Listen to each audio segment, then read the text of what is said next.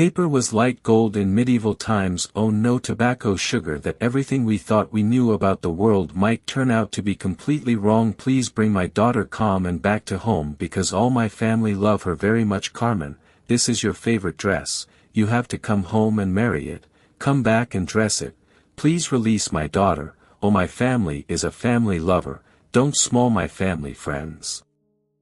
It was the crime that traumatized Melbourne. He's woken up with nightmares. What if someone comes in? Mum, 13-year-old Carmen Chan kidnapped by a predator. You can't even think about it in your worst nightmares. They called him Mr. Cruel, some described him as a monster, and I think that's probably accurate. How many young girls has he preyed on? Lock up the doors, keep the children inside, and trust no one. But was Mr. Cruel also a killer? I think that he probably said, I can't release this one. Adam Shawn dives deep into the pool of evidence. The fear and paranoia was elevated by an horrific truth, and discovered shocking revelations. For Australia's most baffling cold case, there was perhaps a dozen victims. So I'm outside the house in Melbourne's eastern suburbs where Carmen Chan lived with her family and where she was abducted in 1991. I was working in Melbourne at the time, but had no children yet. It was a much quieter, more genteel town back then. There had been abductions before, but this offender seemed so calculating and cool. No family was safe. I'll never forget Phyllis Chan's heartrending press conference. She could have been any mother in Melbourne, and Carmen, anyone's child. The city I'd moved to 2 years prior was changing before my eyes. The darkness had never held such terror before. Big manhunt is underway in Melbourne tonight, following the abduction at knife point of a girl. The abduction took place around 9 o'clock last night. 13-year-old Carmen Chan was babysitting her two younger sisters, aged 9 and 7, while her parents were at work in a family restaurant. These were very, very ordinary people. In the space of 5 minutes, that was obliterated when Carmen was abducted. I had a daughter of a similar age, and I kept my feet on the ground because I was doing what I was doing for all the girls out there, certainly, but particularly to protect my own daughter. Chris, let's talk about the Carmen Chan abduction and the crime scene. It seems that whoever took Carmen had been looking at the house for some time beforehand. I think that's a fair assumption. The 3 Chan sisters were at home watching TV, yes, and the person enters the house. What can we piece together? From what Carmen's sisters were able to tell police about the intruder, the offender was wearing a balaclava or headgear of some description, his arm with a knife. And what did he tell the girls? He confronted Carmen and her sisters in the hallway and grabbed them and dragged them back into the bedroom, and instructed the 2 young ones to go into the cupboard. He secured the cupboard door and left with Carmen. Carmen disappears. My involvement started with a phone call, a visit to the scene, speaking to Carmen's sister, her mother, and spending some time with them. In front of you, you can see individuals who are crumbling because their child, their sister, is gone, and no one can give them an answer. What do you say to someone when you don't have an answer? All you can do is provide a connection, be there when they want to see you, to talk to you, and never hold out false hope that it is going to work out. Advanced Space Mud Clay. A massive police manhunt got underway on the streets of Melbourne. Police began door-knocking, but they had few leads to go on, except for a blunt spray-painted message left behind by the abductor. The family Toyota parked at the front of the house had been daubed with slogans saying, "Payback, more to come," and a reference to Asian drug money. The Chans run a Chinese restaurant in Burwood, and a takeaway outlet at Lower Plenty. Mr. Chan has been unable to provide police with a motive for the abduction or the graffiti on the car. Is he known to police in any way at all? Mr. Chan is not. No, he's a very, very well-respected man in the community. Away with me.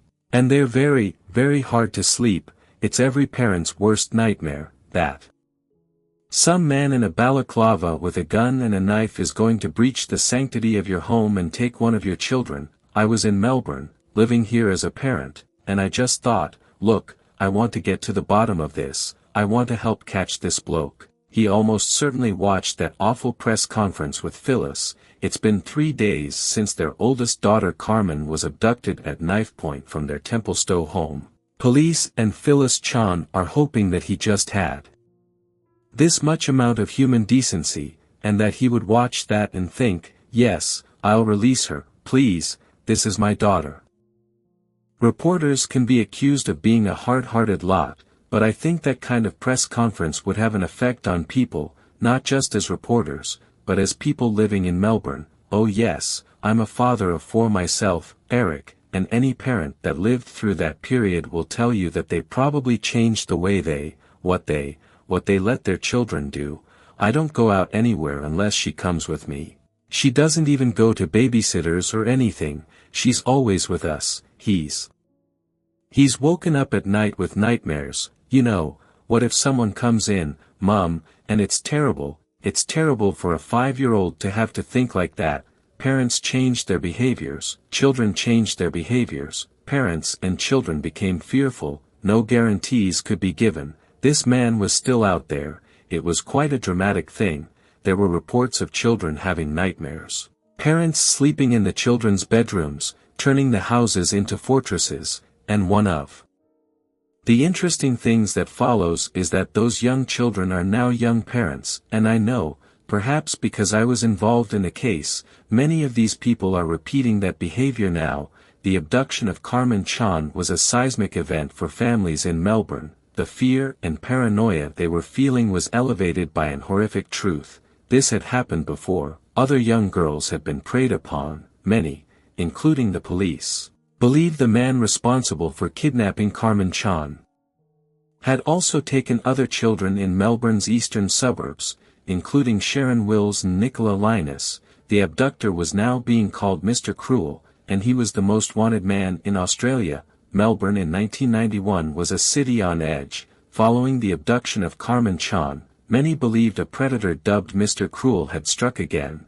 We found evidence that Mr. Cruel was connected to up to 12 assaults. Let's go to August 1987, when he attacked an 11-year-old girl in Melbourne's eastern suburb of Lower Plenty. Her identity's never been disclosed, but how much can you say about the case?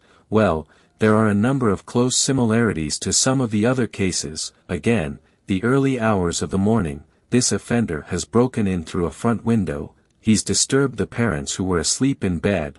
Once the parents were restrained, he went to the children's bedroom, and there were 2 children in there. One was the victim, and one was her sibling. The sibling was harnessed to the bed, and the 11-year-old was taken out of the bedroom to the bathroom. At the completion of the sexual assault, he ate some food, had some drink, he stole a quantity of money, and some jewelry and clothing from the family, and he left by the front door. He's there on the scene for some time, and so, the more he's there, the more traces of his presence he has to remove. You wonder whether this might have led him on the next occasion to escalate his behavior, and take his victim away from the scene to minimize the cleanup. I'd imagine that may have inspired that behavior. Applause. 16 months later, in December 1988, Mr. Cruel struck again, this time in Ringwood, another eastern suburb of Melbourne. He targeted 10-year-old Sharon Wills, one of 4 daughters born to Julie and John Wills. This is a photo of the Wills girls with their mother Julie, taken in 1988. It was for a story in the Sun newspaper, 6 months before 10-year-old Sharon was abducted. It told how Julie Wills saved Sharon from a burning bed. Police believe the offender read the article and learned that all 4 sisters slept in bunk beds in one room. This was critical information for a dangerous predator who was about to escalate his behavior. Mr. Cruel breaks in, everybody's asleep in the house. John Wills wakes up with a gun to his head, and Mr. Cruel is saying, "You're not going to do anything stupid, or you're not going to be a hero." So they were tied up. He then goes into the room and takes Sharon. It's at this point the offender changes his behavior. Instead of taking Sharon to the bathroom and assaulting her, he kidnaps her and takes her for a long drive to a house somewhere in the suburbs, maybe even his own home. One can only imagine the terror that Sharon endured. Detectives said the man, armed with a pistol and wearing a dark-colored balaclava, was intent on capturing the child, and had possibly loitered in the area for several days before raiding the Hillcrest Avenue house yesterday morning. So how are the parents at that moment? You can't even think about it in your worst nightmares, yet here it was, it happened to them, and what was their fear, what was happening to their daughter, this terrible sense that they may not see her again. We're dealing with a very cunning person, a person who we regard as very dangerous, and an unknown potential. Some describe him as a monster, and I think that's probably accurate. Remember, this was before the widespread use of CCTV, in 1988. Police had none of the technology we take for granted today. They scoured the streets. They door-knocked, they stopped and searched cars, they set up a police van for the public to feed information into, everything they could do to find little Sharon, and then, after 18 tense hours, a stunning breakthrough. About midnight, a woman motorist spotted Sharon, wearing a man's white shirt, walking along Orchard Road, Bayswater. Soon after, she'd been dumped from a car, with a policeman's jacket around her shoulders. The girl was taken to the Austin hospital for a medical check. This morning, she was brought home, cuddling a teddy bear, and in the arms of her father. Police said Sharon had been assaulted, gagged, and kept blindfolded throughout the ordeal. An emotional Mr. Wills was grateful to all who assisted in the search for his daughter. "I'd just like to thank all my friends, my neighbors, my relatives. I'd like to thank the media for your coverage and your assistance to get my daughter back, and most of all, I'd like to thank a lovely lady who buys water. Thank you." Sharon's release was a remarkable outcome that few had expected. While the Wills family tried to put their lives back together, brave Sharon was extremely helpful to the police, telling them as much as she could about the man who'd taken her. She'd never seen him. Her blindfold was on for the whole 18 hours, and yet, one time, when he left her alone in his bedroom, she snuck a look. In Sharon Wilson's case, she was able to very bravely take the blindfold off for a second, and scarily, the thing that was at the end of the bed was a video camera. So he's obviously been recording what he's been doing. Sharon was able to describe the bedroom plan of the detention house. That description of the bedroom was drawn by one of the victims, to her extreme danger, had a peep, even though she was warned against that. When he wasn't assaulting her, Sharon's abductor was calm and courteous, and when he made the decision to release her, in the grounds of Bayswater High School, it was done in a careful, calculating way, as Professor David Wells discovered during a medical examination. This individual, on the victim's description, went to great lengths to clean them, or remove potentially damaging forensic evidence. The girl was placed in a green garbage bag, stood in the bag, and it was taped around her shoulders. Another garbage bag was put over her head, and taped around her body. She still had a blindfold, the tape over her eyes. Here is someone who perhaps knows a little bit about forensic principles, or procedures. He was calculating, prepared, and it made a lot of arrangements to reduce the likelihood of him being caught. Julie, what would you like to say to somebody who might be watching now, who may know this man? Someone must know him. He couldn't be that much of a loner. Someone either is married, got a girlfriend, he's got a mother somewhere. Surely he must have some idea. He needs help before he takes another little girl. This is national news. Good evening. A ransom demand has been made for the return of a 13-year-old schoolgirl kidnapped in Canterbury. The masked, armed abductor grabbed Nicola Linus from her parents' home over 18 hours ago. Police say the man forced a window at the back of the Linus home in exclusive Monomeath Avenue, just before midnight. 13-year-old Nicola, and her 15-year-old sister, were asleep in a bedroom. Their parents were out at a dinner party at the time. Aside from the fact her parents were not at home, the abduction of Nicola Linus was very similar to the Sharon Wills case. Mr. Cruel probably staked out the house for days beforehand. He forced entry to the property, but before leaving with the victim, intriguingly, he stole a number of items, which leads us to a very interesting theory. It's my view, for what it's worth, 27 years of policing, and 25 years of psychology, that this man is a burglar who's become opportunistic. He plans his operations carefully, he selects houses, selects families, excludes houses with dogs. If you look at the information about missing LPs, and money going missing, raiding the fridge, that to me has more hallmarks of a burglar who's become more specialized in his taste, rather than someone else who is a sex offender who's now acquired the attributes and skills of an expert burglar. His own ego drives this, as an operation, the control is part of that operation, that's why he's meticulous, that's why he takes his time, and that's why eventually he moved into an idea of, if I take the girls off-site, I can control the off-site location, and that's what happened. Sharon Wills was released after 18 hours of captivity. In the case of Nicola Linus, there was still no breakthrough. After twice that long, good evening, and the father of the 13-year-old kidnapped Canterbury girl pleads for her safety, Brian Linus says he will do anything to have his teenage daughter released. Brian Linus should have been preparing today for his daughter's 14th birthday. Instead, he was appealing for her safe return. We'll just very much like to have Nikki back with us, obviously, can't wait to have her back with us. Nicola Linus has now been missing for 42 hours. 20 detectives are now working on the case. Did you think she'd be found? I hoped so. What happened next?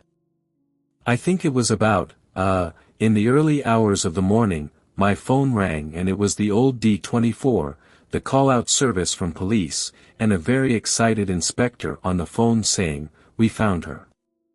We've got her still bound and blindfolded." Nikki was bundled out of a car into the darkness of a quiet street just kilometers from the family home. Nikki, I think, had been found on the street. She was taken to the Austin hospital and I went straight there. Because the tendency right then and there would be for the parent to grab their child and hold them, but there are important procedures that have to be followed. What happened then? I spent 2 or 3 hours with Nikki with the assistance of a nurse. She was a strong girl, but having said that, you're aware that this is a very foreign situation. She's had some unspeakable events occur. Now, some total strangers are sitting in front of her asking her to talk about those events and outside her parents.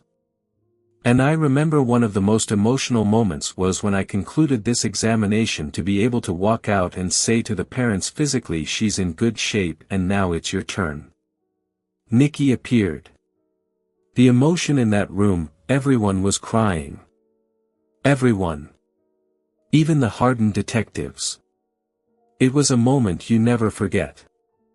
Yesterday, detectives scoured the Q area where Nicole was dumped early on the morning of her 14th birthday. As with previous victims, Mr. Cruel had done his homework, leaving virtually no trace of evidence for investigators to work with. But Nicola was able to help in narrowing down the search for the house she was detained in. Nikki Linus was able to give us some good information in relation to the noises and sounds she heard, and one of those sounds related to aircraft. The information she gave us allowed sufficiently for them to identify one runway at Melbourne Airport whose flight path went over these certain suburbs. When I say certain suburbs, I'm saying anywhere from Craigieburn through to Strathmore. That's a lot of houses, so that's about as much as investigators knew or were prepared to release to the media about the abduction of Nicola Linus. 9 months later, Carmen Chan was taken. In both cases, the girl's parents were not at home. They were both abducted during school holidays and they both attended the same private school.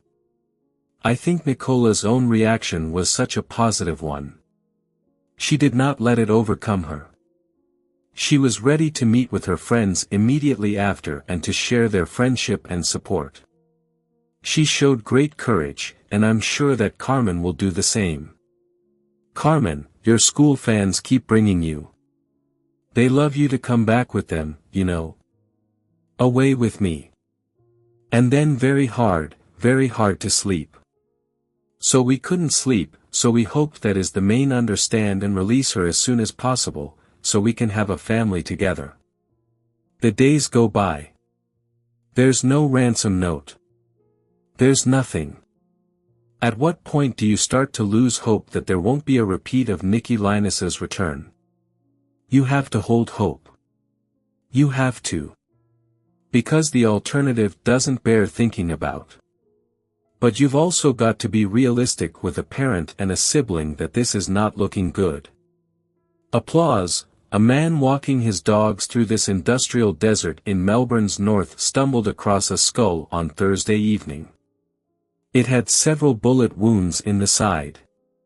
Applause. After further investigations, police recovered the rest of the body, and although they're yet to establish an identity, they're confident they know who it is. Whilst we don't have any positive information at this point in time, it is quite a possibility that it is, in fact, Carmen. It was almost a year to the day since she'd been abducted. Forensics fairly quickly confirmed that yes, indeed, it was the body of Carmen. A devastated Phyllis Chan held a traditional Buddhist ceremony with her 2 daughters in the Thomastown wasteland where Carmen was found, offering food and flowers and praying for her soul.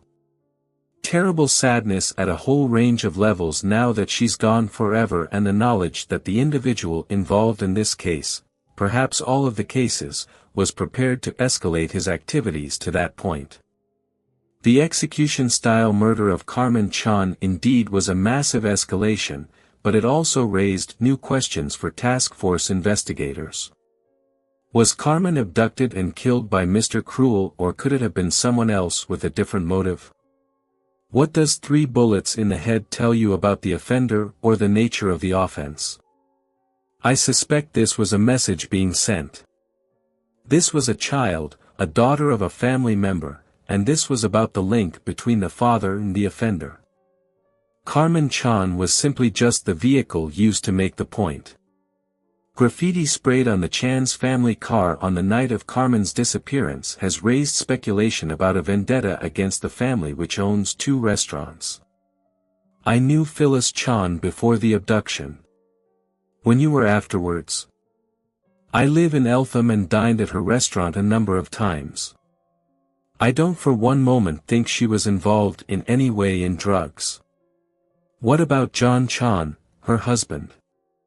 I don't know so much about John, and he took off fairly quickly after the killing of Carmen, so I really don't know enough about John.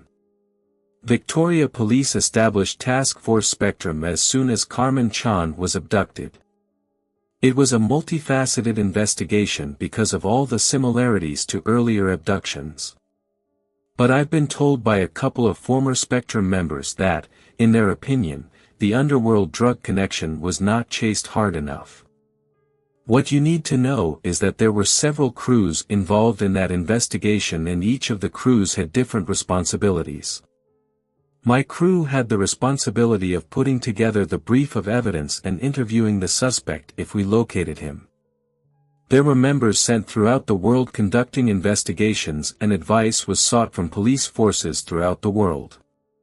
Other crews had the responsibility for looking at the drug involvement, and to my knowledge that avenue of inquiry was exhausted as far as we could have at the time. But it was not excluded. No, it's not being excluded. This day, I swear I do nothing wrong, and I've been here 15 years, always in business. I start 7 o'clock, 8 o'clock in the morning and finish at midnight, so I work hard. I know a good opportunity to Australia. There was no evidence to connect John Chan with the disappearance of his daughter, so police turned their attention back to the prime suspect. The reason the police kept coming back to Mr. Cruel was because he had a history of laying false trails. Remember the $25,000 ransom demand made with Nikki Linus? It came to nothing because she was released without any further demands being made. And that was not the only false trail laid by Mr. Cruel. In one of the houses, he picked up the telephone and pretended to talk to somebody, and he did it in front of the victim. When, in actual fact, the police were able to show that he'd actually cut the line beforehand. He wasn't talking to anybody. The spray painting of the car was another tactic to try and divert them away to make them think that it isn't connected to the others. This is obviously an attack because of something the father did. The abduction of Carmen Chan prompted a massive response from the public.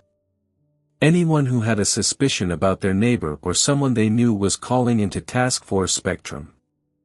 Every single piece of information had to be followed up and scrutinized. Such was the pressure to find Mr. Cruel and stop him reoffending. We received somewhere in the vicinity of 10,000 to 11,000 individual information sheets that had to be physically investigated by detectives. We physically inspected over 30,000 houses trying to seek out the detention premises. We sent a letter to all the doctors in Victoria seeking any information in relation to any clients they may have. And that's the other issue that perhaps highlighted it into its infamy, was that there were potentially several victims, many more than what we knew of at the time. How many do you put together as being part of this investigation? Broadly speaking, perhaps a dozen. And therein lies the challenge from a community perspective. If it's promoted as the bogeyman, then the response is going to be lock up the doors, keep the children inside, and trust no one. The police were working around the clock chasing up any and every lead that might have led to Mr. Cruel. If he was responsible for the abduction of Carmen Chan, the question the police had to answer was why did he not release her as he had Nicola Linus and Sharon Wills? Why did he feel the need to murder her? We have no idea. There are plenty of theories, but there is no evidence that points us in any one direction. To this day, Victoria Police is still unclear why Carmen was killed by her abductor. One thing they know for sure is that Mr. Cruel went to incredible lengths to keep his identity a secret. Phyllis Chan said that Carmen was a very feisty 13-year-old and she would not have gone quietly. What the police and she suspect is Carmen maybe ripped his balaclava off or pulled hers off and saw his face. Once she'd seen Mr. Cruel's face, I think that he probably said, "I can't release this one." If the killer is unmasked, he may well indeed be forced into killing the victim. Absolutely, and I fully agree with that. And that's another reason why the Carmen Chan case has not been excluded from the others. As I mentioned earlier, Mr. Cruel could be connected to up to 12 assaults. I've spoken at length to his first documented victim from 1985. Understandably, she doesn't want to talk on camera, but she did relay what he said to her during the assault. "My liberty, my freedom is more important than your life." This is very telling when viewed through the lens of the Carmen Chan murder. In the mid-1980s, DNA testing was in its infancy and poor forensic work in the early cases dramatically impacted later investigations. Quite a lot of the original exhibits and witness statements from 1985, 86, and 87 that David Sprague desperately wanted were never able to be found. In one case, the victim, and I think it was his first victim, had been tied up and the rope was retrieved. The rope had been popped into a plastic bag. Whilst he got very good at covering his tracks, common sense suggests you don't start off that good. If he was ever going to make mistakes, it would have been in those early days. That rope could have had his DNA on it, and the Spectrum Task Force were mortified when they couldn't find the rope. The 1985 survivor, in her statement, believes the assailant ejaculated in her, and swabs were taken. Do you think if they are around, they could still be tested? They could certainly be matched if they're still in existence. Good evening, Crime Stoppers. The Mr. Cruel case was one of the first where Victoria Police tried to build a profile of the offender. What we're dealing with here is a very disturbed individual who's certainly creating an atmosphere of terror in this town.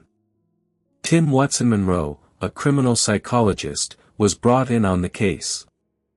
Before Sharon Wills was abducted, he just strikes me as a textbook psychopath, somebody who plans a crime meticulously, no forensic evidence. So I think more likely he's an individual who had sexual perversions floating around in his head, and it just went from there. It escalated quite dramatically once he crossed the Rubicon and started breaking into places and then abducting children. I predicted, sadly correctly, that the next one may well be killed. I can't understand why you were taken. My pain that you're going can never compare with the agony which you endured. When Carmen Chan was abducted, police sought the help of the American FBI, which pioneered the idea of criminal profiling in the 1970s. This was the 3-page fax they sent through 11 days after Carmen was taken. It tallied with the view of investigators that Mr. Cruel was actually more like Mr. Average. He was aged from his 20s to his 50s, between 165 and 183 centimeters tall. His build was thin to medium, with a small pot belly. He had no accent and was quietly spoken. This could have been any one of thousands of people.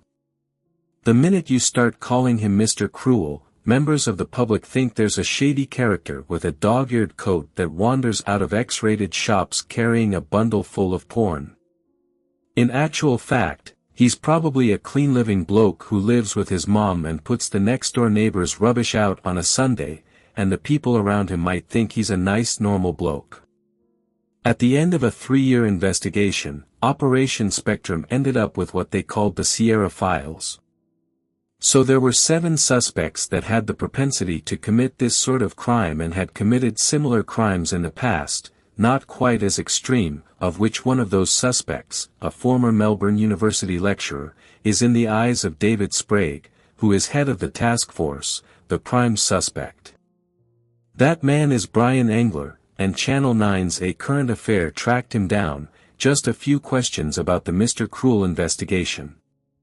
He was jailed for 10 years in the 1970s after pleading guilty to tying up and attacking 6 girls at knife point over a 2-year period. You destroyed their lives, so you say. After Carmen Chan, they raided his house because he has priors for sexual offenses. Went to jail for 10 years in the 70s for attacks on children. They found a balaclava and a knife in his attic. Mr. Cruel, of course, wore a balaclava and used a knife. You do admit that you're the prime suspect, though. Well, I know I am because they've told me he's the one that David Sprague is pretty sure did it. But there is no forensic evidence to speak of, nor witnesses. He denies it. How are you going to prove it? Despite Sprague's belief, there is no evidence that Engler is Mr. Cruel, and many think he is not the prime suspect. That was one of probably a good half a dozen that were of equal suspicion. There are a number of suspects that haven't been eliminated, quite a few. It's been 28 years since Mr. Cruel abducted his last victim, Carmen Chan. No one's ever been charged, but the investigation remains open to this day. It's frustrating for police, but what's always baffled them is that Mr. Cruel's reign of terror came to an abrupt end after Carmen. Why? It depends who you speak to. During the task force, certainly there are some who think he must be dead because that sort of offender, it's a compulsion, it's an addiction. They don't usually stop until they're caught. Dave Sprague's view is that he got such a fright that he had to do something he didn't want to do, which is kill one of his victims, that shocked him into not offending again. It's very seductive. It's very consumer-oriented for the people who read the newspapers. It puts the bosses off the back. It mollifies the politicians. It answers all those what-if questions. Is this guy coming back? It doesn't make any sense. Good criminals, offenders, serial offenders, they don't get scared off. They believe their ego believes that they're better than the system, that they're better than the investigators. My suspicion is that he probably just left town or he went to jail and died. There were the Hillside Stranglers in Los Angeles. The guy and his cousin were abducting, raping, and murdering women in the Hills district of LA, dumping the cadavers on the front lawns of places. It's all part of the horror show, and it stopped as abruptly as it started. He was eventually discovered in Oregon, so he'd relocated. He'd gone further north into a different state, and it started again. Back in the 80s, there were isolated states within Australia. In many ways, there wasn't any centralized data bank. There was no discussion between forces. We devised a system called Leak, which came into force about 3 months after I retired. New South Wales designed a system of a similar kind, but they couldn't talk to one another, and that was ludicrous. There should have been a universal system across the country so forces could share information of that kind. There would have been a much better opportunity to track repeat offenders who just simply moved interstate. And I'm not sure to this day whether the various police systems can actually talk to one another. Victoria Police never got their man, but this case jolted our justice system and forced change. In the early 1990s, our society was woefully ill-equipped to deal with sexual offenders of any description, let alone one like Mr. Cruel. For instance, back then, it was still not illegal to possess child pornography in the state of Victoria. That's remarkable. It's important that the community is aware that possession, manufacture, and production of child pornography became a specific crime on the statutes as a consequence of our presentation to the parliamentarians of the material we'd collected. Stalking, sex offender loitering in the vicinity of your school, again that came directly from the task force. Task Force Spectrum arrested 75 child sex offenders. Their good works shamed governments into recognizing that children needed protecting. I still have adult women in their 40s coming to me saying, "Look, I was the same age as Carmen, and it chills me as much today as it did then." That's 25 years down the track. 25 years since the abduction and murder of Carmen Chan. Police believe her killer is still alive. They're using the anniversary to offer $1 million reward to find the man dubbed Mr. Cruel who terrorized Melbourne schoolgirls. Anniversary stories often prompt somebody to ring Crime Stoppers. Over the years, 27,000 people have been interviewed over the crimes. 32 men are still considered possible suspects. The hope is someone who knows the answer feels safe enough now to come forward. Every time I write a story about Mr. Cruel, I get letters and emails, all of which I pass on to the police. Most of them are people who want to nominate their ex-husbands, ex-boyfriends, and like. I'm sure some of it's malicious, but you never want to ignore calls to Crime Stoppers or calls to journalists because it just takes the right one and the crime can be solved. John, to this day, blames himself, and of course he shouldn't, but he blames himself because he says, "Keith, I was the man of the house. It was my job to protect them." Are you confident that you picked up all the physical evidence? I hope so. I mean, we'll never know. Chris, you retired without an answer. Do you think possibly the answer is actually already there in the file? I think for any unsolved crime, the answer could always be in the file. This is an active investigation. These people have lived with this for, in some cases, over 30 years. What can we do to ease their load? I know that Victoria Police is very, very keen to solve these crimes. The answer could be the next person you speak to.